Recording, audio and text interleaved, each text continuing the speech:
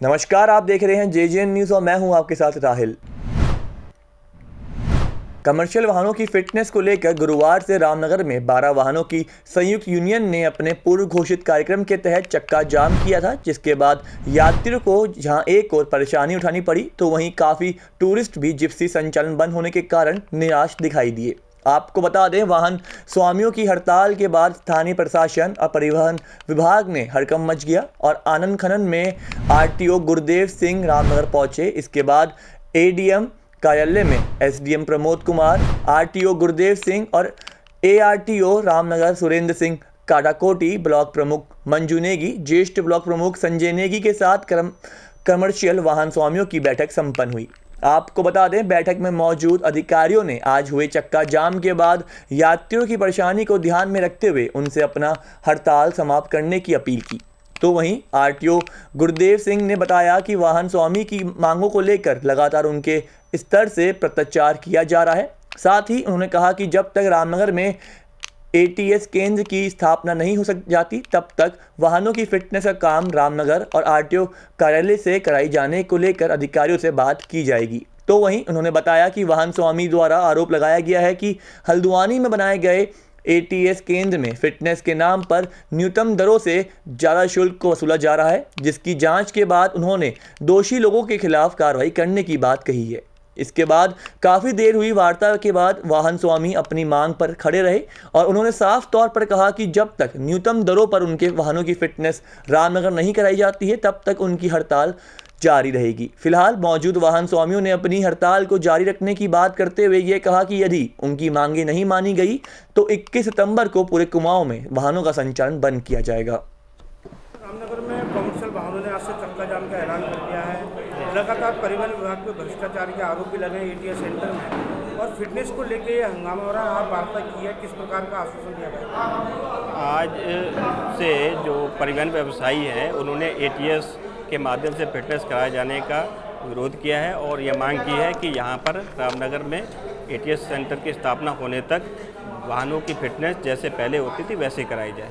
इस संबंध में हमने परिवहन विभाग के द्वारा पत्राचार किया जा रहा है और यह भी कहा गया है कि इसमें जब तक स्थापना नहीं हो जाती एटीएस की तब तक इसको फिटनेस जैसे पहले होती थी वैसे ही कराई जाए। इस संबंध में हमने पत्राचार किया है और हम वाहन व्यवसायियों से यही अनुरोध कर रहे हैं कि आपदा के दृष्टिगत और इस परिस्थितियों को देखते हुए इस आंदोलन को स्थगित किया जाए जिससे लोगों को दिक्कत ना हो। सर, लगातार देखा जा रहा है कि एटीएस में भ्रष्टाचार का आरोप एटीएस में अभी मेरे द्वारा जो है पिछले सप्ताह इसमें जो परीक्षण किया गया था उनको निर्देशित किया गया है कि जितनी निर्धारित फीस है उसके फीस की फ्लेक्सी बाहर लगवाएं और जो वाहन स्वामी जो वहाँ जाते हैं उनकी जन सुविधाओं को ध्यान में रखें। कार्रवाई की जाएगी सर? हाँ, नियमानुसार अगर जो उसके गलत काम करेगा नियम विरुद्ध कार्य करेगा उसके खिलाफ कार्रवाई। सर, रामनगर एआरटीओ कार्यालय में लगातार दलालों का कब्जा बना हुआ है। इसको ओवरलोड वाहन चल रहे हैं लेकिन कोई कार्रवाई नहीं की जा रही है। इधर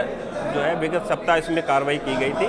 अभी हम और परिवर्तन कार्रवाई को कड़ी करेंगे और नियमानुसार आवश्यक कार्रवाई। मेरा नाम चंद्रशेखर जोशी है।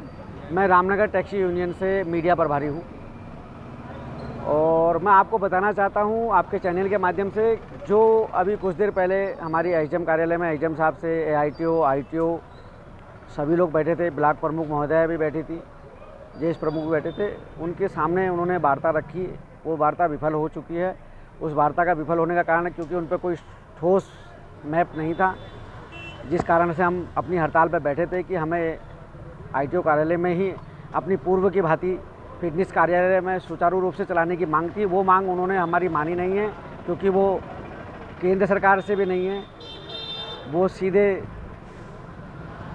आपको पता है कि एक मेन मुद्दे को किसी को बना के मुर्गा बना के मतलब ये समझिए कि किसी एक व्यक्ति विशेष को फ़ायदा पहुंचाने की इनकी योजना है और वो इस योजना के तहत उनके पास कोई ठोस रणनीति नहीं है, सिर्फ हमारी हड़ताल को भंग करने की उनकी नीति थी।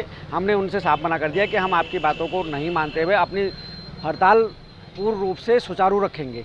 आपको बता दें कि रामनगर में गुरुवार से कॉमर्शियल वाहन स्वामियों की हड़ताल और चक्का जाम के बाद जहाँ को और आम जनता के साथ ही यात्रियों को काफ़ी परेशानियों का सामना करना पड़ा।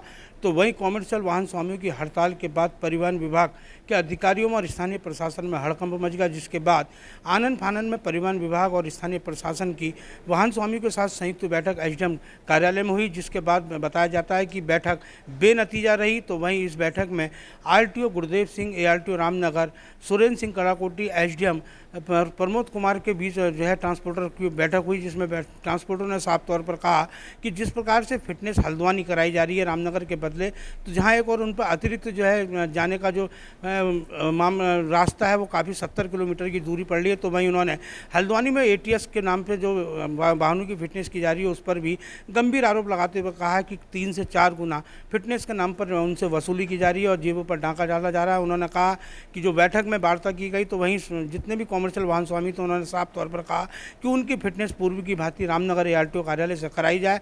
इस पर आरटीओ गुरुदेव सिंह ने कहा है कि इस मामले में पत्राचार चल रहा है और उन्होंने सभी वाहन स्वामियों से हड़ताल वापस लेने की मांग की और अपील भी की है।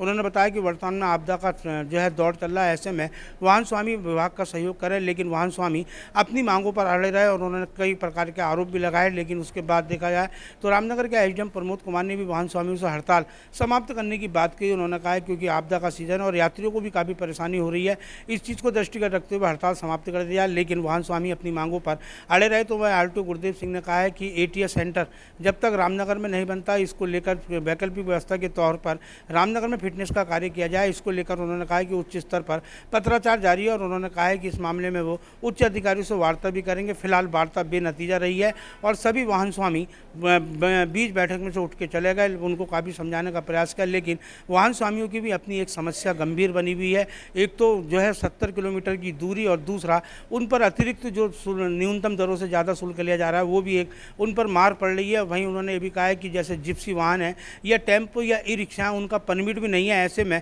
70 किलोमीटर की दूरी ये कैसे तय करेंगे? यदि कोई दुर्घटना होती है तो उसका जिम्मेदार कौन होगा? फिलहाल वार्ता बेनतीजा रही है और वहीं वाहन स्वामियों ने अपनी हड़ताल जारी रखने का ऐलान किया है। तो इसके साथ ही उन्होंने 21 तारीख से पूरे कुमाऊं में टैक्सियों का संचालन बंद करने की भी घोषणा की है। फिलहाल हड़ताल अनिश्चित काल के लिए अभी तक जारी है और धरने पर सभी वाहन स्वामी रानी के तोड़ पर बैठे हुए हैं। रामनगर से राजीव अग्रवाल के साथ कैमरामैन बंटी अरोड़ा, जे न्यूज़।